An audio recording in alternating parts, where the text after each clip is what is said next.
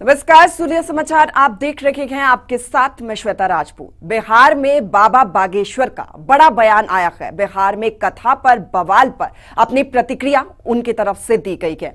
हम हिंदुओं को एक करके ही छोड़ेंगे, ना भारत को बंटने देंगे, ना हिंदुओं को घटने देंगे, ये उनकी तरफ से कहा गया है। ये देश रघुवर का है, बाबर का नहीं है, ये भी उनकी तरफ से कहा गया है। तो ये बड़ा बयान बिहार में बाबा बागेश्वर ने दिया है। बिहार में कथा पर बवाल पर प्रतिक्रिया उनकी तरफ से दी गई है। हम हिंदुओं को एक करके छोड़ेंगे, उनकी तरफ से कहा गया है। ना भारत को बंटने देंगे, ना हिंदुओं को घटने देंगे। ये देश रघुवर का है, बाबर का नहीं, ये उनकी तरफ से कहा गया है। दरअसल बिहार में कथा करने के लिए वो पहुंचे और उसको लेकर एक बवाल हुआ। उसको लेकर ये प्रतिक्रिया उनकी तरफ से दी गई है। हम हिंदुओं को एक करके छोड़ेंगे, न भारत को बंटने देंगे, ना कि हिंदुओं को घटने देंगे, ये उनकी तरफ से कहा गया है। ये देश रघुवर का है, बाबर का नहीं। राम के राष्ट्र में राम की कथा तुम रोक लोगे? ये राम का देश है, भगवान कृष्ण का देश है। हमारे तन में जब तक प्राण रहेंगे तब तक हम हिंदुओं के लिए जिएंगे और हिंदुओं के लिए मरेंगे। बहुत से लोगों को बिहार आने पे बड़ी आग लगती। हम देख रहे 2-3 दिन से मीडिया पर बड़े बवाल छाए। बाबा को आने दो, हम घेरेंगे, हम मारेंगे। ठटरी के बरे, नक्कटा, मूसर चंद, हलुआ नाथ, अरे घेरेंगे, मारेंगे। क्या तुम्हारे बाप का देश है भैया? ये देश रानी लक्ष्मीबाई का है। ये देश बाबर का नहीं, रघुवर का है। ये देश मेरे माई बाप, ये देश राम का है, ये देश कृष्ण का है, ये देश संतों का है, सुभाष चंद्र बोस का है।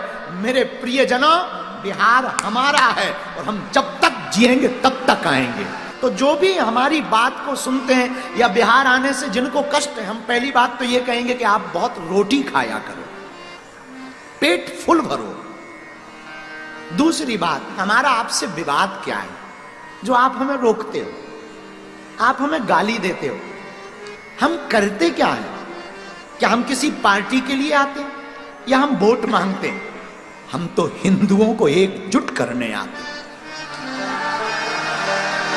और पूरे देश में हम जा रहे हैं, कोई नई बात थोड़ी है, पूरे देश में जा रहे हैं। हमारा उद्देश्य यह है, जब तक हमारे तन में प्राण है हम हिंदुओं के पक्ष में बोलेंगे, हिंदुओं को एक करके ही छोड़ेंगे। क्योंकि हमारी भारत माता के ऑलरेडी बहुत टुकड़े हो गए। अब भारत को हम बंटने नहीं देंगे, अब हम हिंदुओं को घटने नहीं देंगे। तो जिनको भी हमारे बिहार आने से बुरा लगा हो और जिन्होंने भी जो भी कहा हो, सेम टू यू। और आज से 5 दिन तक हम अभी यहां कथा करेंगे। आप हमें ज्यादा रोकोगे, हम फिर कथा करेंगे।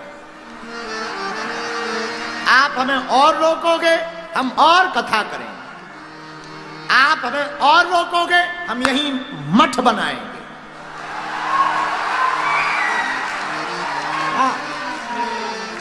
और आप हमें फिर रोकोगे, हम यहां मकान बनाएंगे। और आप अगर हमें फिर रोकोगे, मरेंगे, तो फिर बिहार में जन्म लेंगे। लो बताओ। इसीलिए भैया हम हमेशा बोलते हैं, छेड़ोगे तो हम छोड़ेंगे नहीं। हम आपका बुरा, किसी का बुरा करने नहीं आए, हम कथा करने आए, अपने पागलों से मिलने आए। 5 दिन यहीं मिलेंगे और 5 दिन खूब झूम झूम के गीत गाएंगे। और हां पागलो, 8 तारीख को दिव्य दरबार भी लगाएंगे। हरे हरे महादेव। तो बाबा बागेश्वर की तरफ से ये बयान दिया गया है। दरअसल कथा वो करते हैं और बिहार जाते हैं तो कुछ लोगों को तकलीफ होती है, ये उनकी तरफ से कहा गया है। कुछ लोग परेशान हो जाते हैं, उनकी समस्याएं खड़ी हो जाती हैं, उनको जवाब उनकी तरफ से दिया गया है कि अगर परेशानी होती है तो हम बार बार आएंगे और यहीं पर जन्म लेंगे, यहीं पर घर बनाएंगे। ये तमाम बड़ी बातें उनकी तरफ से कही गई है कि अगर हमको आप छेड़ेंगे तो हम छोड़ेंगे नहीं। इसी पर चर्चा भी हम कर लेते हैं कि आखिर ये स्थिति क्यों पैदा हुई कि उनको इस तरीके का बयान देना पड़ा, इस तरीके की प्रतिक्रिया जो लोगों के सामने आ रही थी उस पर यह बात कहनी पड़ी। हमारे साथ संदीप मिश्र हमारे साथ संवाददाता न्यूज रूम से जुड़ चुके हैं। संदीप, क्योंकि अभी हम सुन रहे थे बाबा बागेश्वर को, उनकी तरफ से जो बातें कही गई कथा को लेकर, देखिए कथा तो वो करते हैं, देश भर में अलग अलग कोने में पहुंचते हैं, लेकिन बिहार में जब वो आते हैं तो इस तरीके से खलबली क्यों मच जाती है? श्वेता, ये बात सिर्फ बिहार की ही नहीं है, देश के किसी भी हिस्से में जाते हैं। अभी कुछ दिन पहले दिल्ली में चुनाव था, दिल्ली में भी बाबा बागेश्वर की दो कथाएं थी, चाहे वो विधानसभा चुनाव की बात कर लें आप या फिर लोकसभा चुनाव की बात कर लें। पीछे इससे हरियाणा में चुनाव था, यूपी में, लगातार देश के अलग अलग हिस्सों में बागेश्वर धाम सरकार जाते रहते हैं। पंडित धीरेन्द्र कृष्ण शास्त्री की लगातार कथाएं हो रही हैं और ये कथाएं कोई चुनाव के मद्देनजर नहीं की जाती हैं। चुनाव कथा का शेड्यूल पहले से ही तय होता है, फिक्स होता है कि उनकी कथाएं कहां कहां पर हैं। लिहाजा इस पर किसी भी प्रकार का प्रश्न उठाना कहीं ना कहीं ये खुद राजनीतिक दलों के जो मुखिया हैं उनको सवालों के घेरे में खड़ी करता है। और खास करके जो बिहार की बात आप कर रही हैं, बिहार में इस साल के लास्ट तक चुनाव होना है। ऐसे में कहीं ना कहीं तमाम ऐसे दल हैं, किसी का नाम लेना ठीक नहीं है, लेकिन तेजस्वी यादव लगातार सवाल उठा रहे हैं इनकी कथा पर, तो कहीं ना कहीं उनके सवालों पर भी प्रश्न चिन्ह खड़ा होता है। अब चुनाव की वजह से या हिंदू एक हो रहे हैं, हिंदू संगठित हो रहे हैं, इसकी वजह से कथा कीर्तन ना हो, भजन सत्संग ना हो, तो ये पूरी बातें कहीं ना कहीं निराधार नजर आती है। आपको याद होगा, पिछले साल की बात कर लेते हैं। पिछले साल के लास्ट में ही पंडित धीरेन्द्र कृष्ण शास्त्री हिंदू एकता यात्रा करते हैं, दतिया तक करते हैं, बागेश्वर धाम पीठ से पैदल यात्रा करते हैं, जिसमें छोटे छोटे गांव में जाते हैं, सड़कों पर रुकते हैं, वहीं पर भोजन करते हैं आम लोगों के साथ मिलकर। तो उनका एकमात्र उद्देश्य है हिंदुओं को एक करना, जो तमाम बुराई और तमाम कुरीतियां हैं उन्हें दूर करना, भारत को, राष्ट्र को सशक्त करना, एकत्रित करना। अब ऐसे में अगर कहीं ना कहीं कोई सवाल उठाता है तो वह सवाल सीधे तौर पर निराधार ही होता है। श्वेता, बिल्कुल संदीप, देखिए क्योंकि अगर कोई कथावाचक है या कोई संत है, कोई धर्म गुरु है, वो अगर कथा सुनाते हैं, वो पहुंचते हैं, और क्योंकि आस्था लोग रखते हैं, श्रद्धालु भारी संख्या में पहुंचते हैं उनको सुनने के लिए, और क्योंकि खासतौर पर उन्होंने कहा कि मैं कोई पार्टी का प्रचारक नहीं हूं बल्कि हिंदुत्व का प्रचारक मैं हूं, और हिंदुत्व को आगे बढ़ाने के लिए हम हर चीज करेंगे। बिल्कुल ठीक कह रही हैं श्वेता, आपको सोचना पड़ेगा। ये जो भी सवाल उठाता है पंडित धीरेन्द्र कृष्ण शास्त्री पर, उसे ये विचार करना होगा कि आज मत, मजहब, पंथ और संप्रदाय में देश कहीं ना कहीं बढ़ता जा रहा है। आज के समय में सिर्फ रोजगार की आवश्यकता नहीं है, रोजगार के साथ संगठित होने की आवश्यकता है। समाज में जो ऊंच नीच का भेदभाव है उसे दूर करने की आवश्यकता है। और कहीं ना कहीं बागेश्वर धाम पीठ के जो पीठाधीश्वर हैं पंडित धीरेन्द्र शास्त्री, वो लगातार यही कर रहे हैं। वो आदिवासी लड़कियों का विवाह करवाते हैं, वो कथाओं से जो भी पैसे पूरे साल में इकट्ठा करते हैं, महाशिवरात्रि के दिन विवाह करवाते हैं। अभी आपको याद होगा, अभी जो महाशिवरात्रि बीती है, 251 कन्याओं का वो अपने पीठ पर, बागेश्वर धाम पीठ पर विवाह करवाते हैं। वो ऐसी गरीब, शोषित, वंचित लड़कियां हैं जिनके किसी के माँ बाप नहीं हैं, कोई बड़ी मतलब बुरी तरीके से जो अपना जीवन बिता रहा है, ऐसी लड़कियों की तलाश की जाती है, उनका विवाह करवाते हैं। जो पैसे इकट्ठा होते हैं कथा से, जो उन्हें पारिश्रमिक मिलती है कथा से, उस पैसे से वो कैंसर का अस्पताल बनवा रहे हैं, उस पैसे से अन्नपूर्णा रसोई चला रहे हैं, जहां पर 20,000 से ज्यादा की संख्या में प्रतिदिन गरीब, शोषित, वंचित लोग आते हैं और भोजन प्रसाद पाते हैं।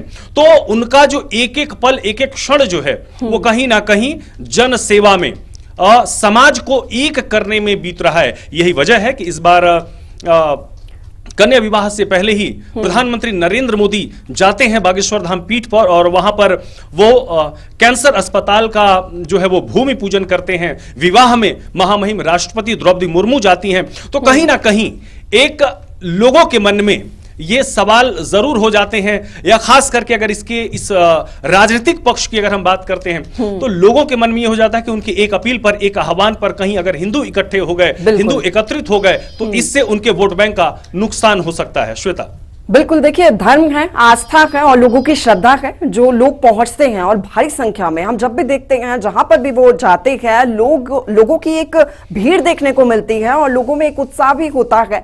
और कहीं ना कहीं देखिए अब इसको राजनीति से जोड़ना बेहद ही गलत भी है, क्योंकि आप लोगों की आस्था से भी खेल रखे हैं। अगर राजनेता इस तरीके के बयान देंगे तो देखिए लोगों के मन भी आहत होंगे इससे। अब बिल्कुल ठीक कह रही हैं। अगर आप बिहार की ही बात कर लें श्वेता, बिहार में भी पंडित धीरेन्द्र कृष्ण शास्त्री जी की कथा चल रही है। क्यों ऐसा हो रहा है कि सिर्फ बीजेपी के जो नेता हैं, स्थानीय नेता हैं, वो मंच पर जा रहे हैं? उन्होंने तो किसी को रोक नहीं लगाई है। बिल्कुल, तेजस्वी यादव भी वहां पर जाएं, तेज प्रताप यादव भी वहां पर जाएं, अन्य जो दलों के लोग हैं, कांग्रेस भी वहां पर जाए, किसी को तो कहीं किसी प्रकार से रोक नहीं है। तो कहीं ना कहीं वो अपने सवाल प्रश्न चिन्ह खुद लगाते हैं कि उनकी मंशा क्या है, उनकी विचारधारा क्या है और वो समाज में क्या फैलाना चाहते हैं। लिहाजा कथा तो रोकी नहीं जा सकती है। जैसा कि अभी हम जो बाइट चला रहे थे पंडित धीरेन्द्र कृष्ण शास्त्री का, उसमें उन्होंने खुद स्पष्ट तौर पर कहा है कि उनका जितना विरोध होगा वो उतनी कथा करेंगे, वो उतना ही आश्रम बनाएंगे, उतना ही मठ बनाएंगे और हिंदुओं को जागृत करने के लिए वो लगातार उतना ही परिश्रम करेंगे। वो तो कथा का मंच है, धर्म का मंच है, और धर्म कहते हैं कि धारयति इति धर्म, जो धर्म को धारण करे वही धर्म है। आप भी जाएं उस मंच पर जाएं और वहां पे जो है कथा सत्संग श्रवण कर लाभ प्राप्त करें।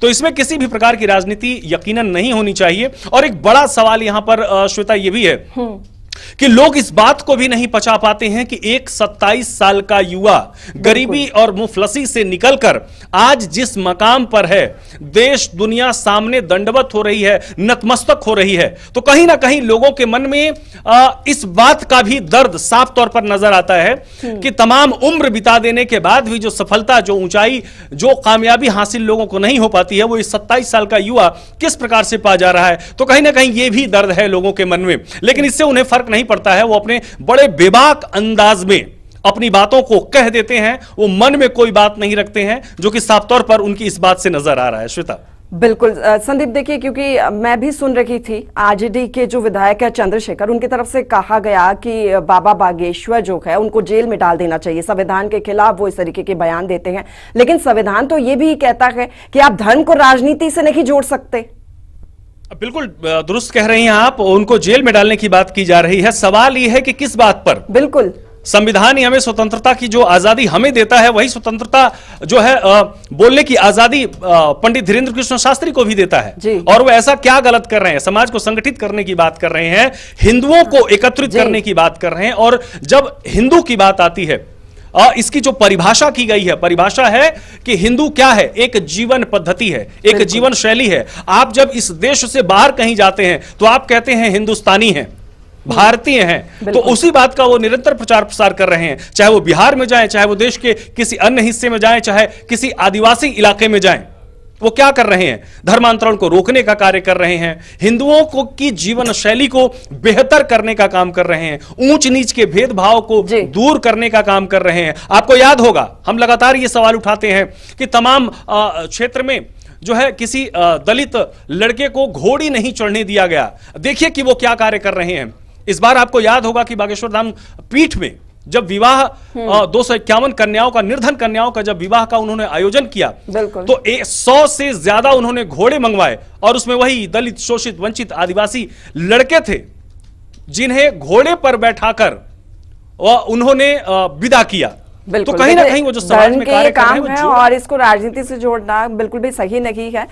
फिलहाल बहुत शुक्रिया आपका, आपने विस्तार से चर्चा भी की और समझाने की भी दर्शकों